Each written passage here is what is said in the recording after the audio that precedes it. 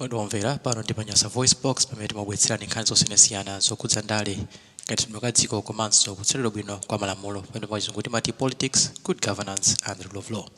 Lero bambo Oswald Jumani ali ndi funso limene akupempha inu a Malawi kuti muthandize kuyankha nde mosachotsa kagamdiwa tiwalula Oswald Jumani funso limeneli alifunse okha.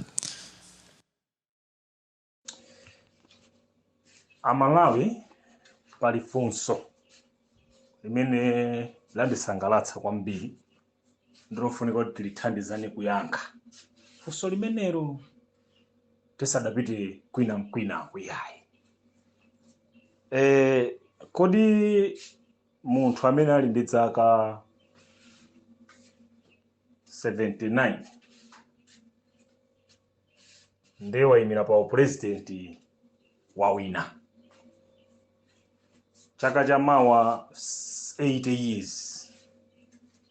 Koma munthu wapatsidwa mandate ya 5 years. Adzapanga retire. Chifukwa 8 years idzakhala kuti yakwana. Ndi choncho eti? Chifukwa nangasi Dr. Lazarus Chakwera ndi anankhumwa akufuna munthu wa zaka zoyambira 80 asamakhale president wa dziko. Iwo kuganiza kwawo akutero. Ndi ndafunsa funsoli ineyo landisangalatsa ndalitenga pena pake funsoli.